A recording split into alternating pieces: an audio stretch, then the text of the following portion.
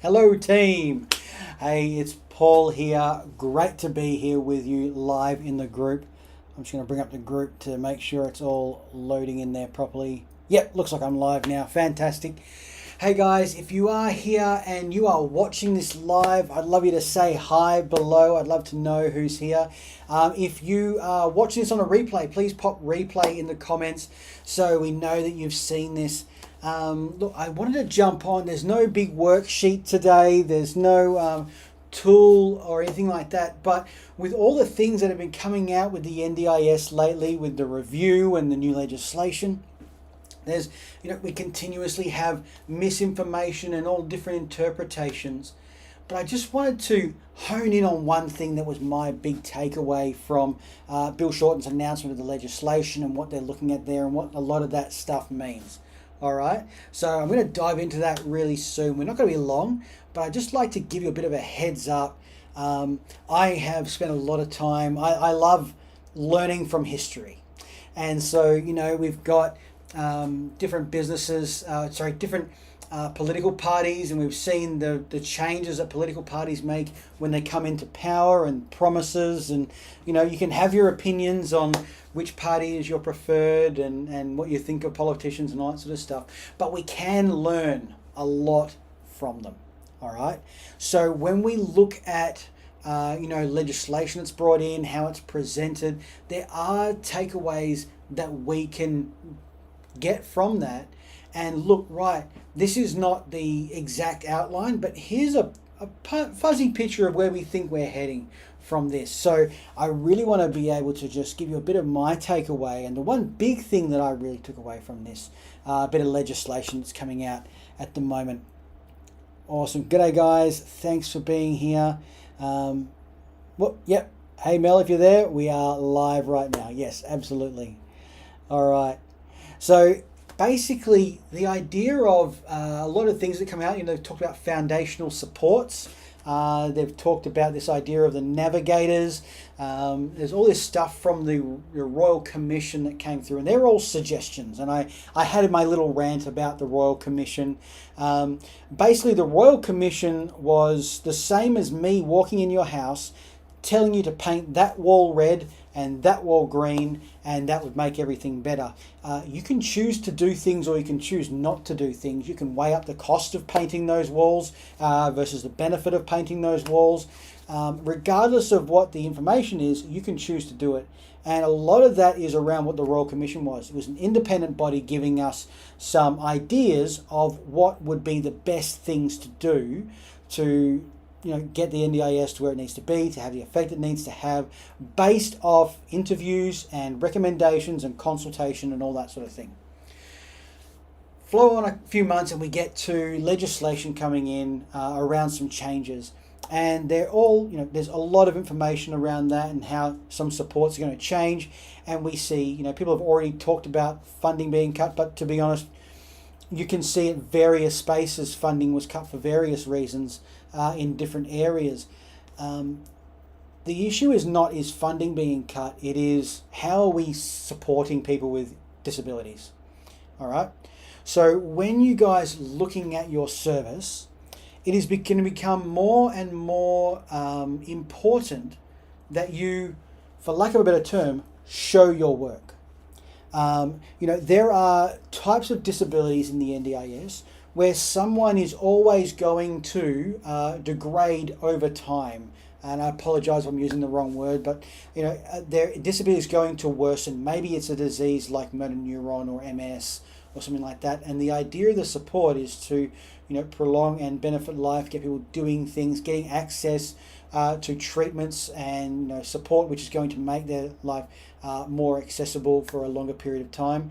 There's people that perhaps aren't going to improve, but they should at least maintain and not deteriorate, whether it be a intellectual disability where the improvement may be very minimal or whatever it is.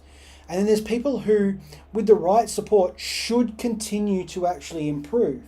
And that's the idea that a lot of these supports, when you read through them, they keep talking about how the NDIS was originally meant for the worst cases and that sort of thing. And it's evolved to what it is now.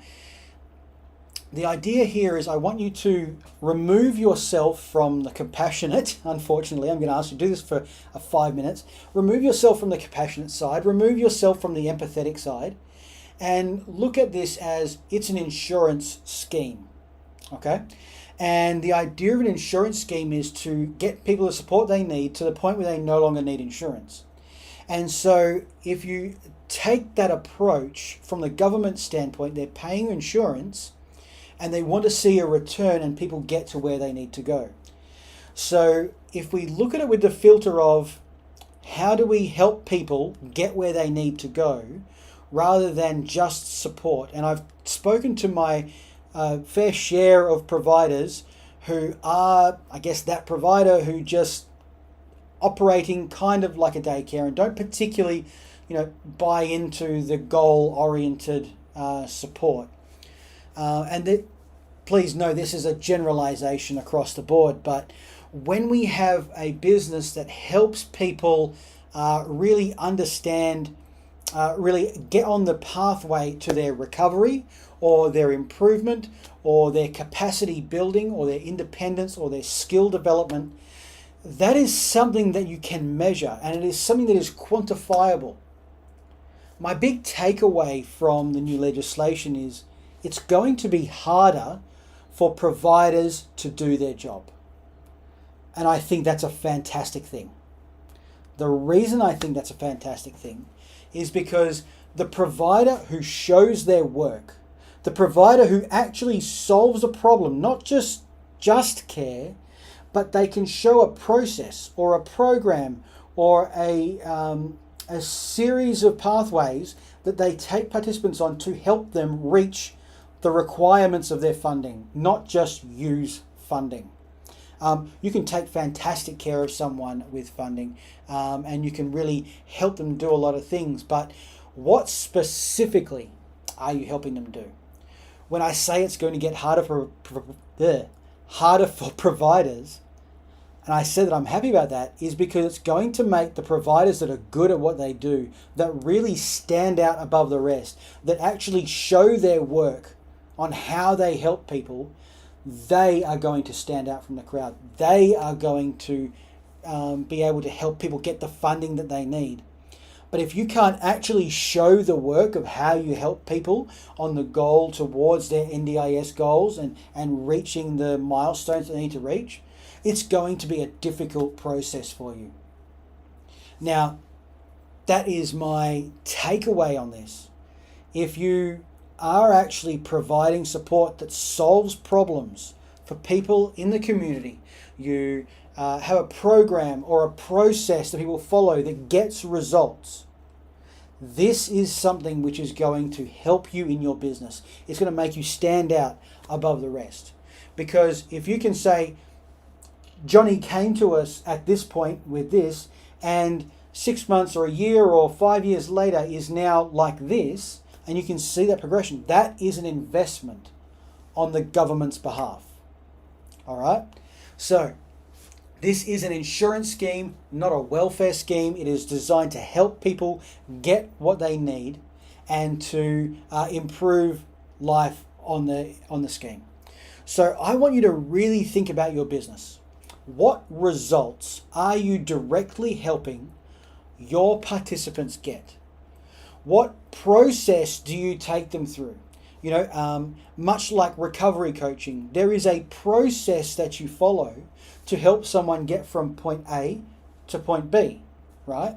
Well, your services as a provider, whether it's a group program, supported independent living, if it's community access, if it's teaching life skills, they are measurable.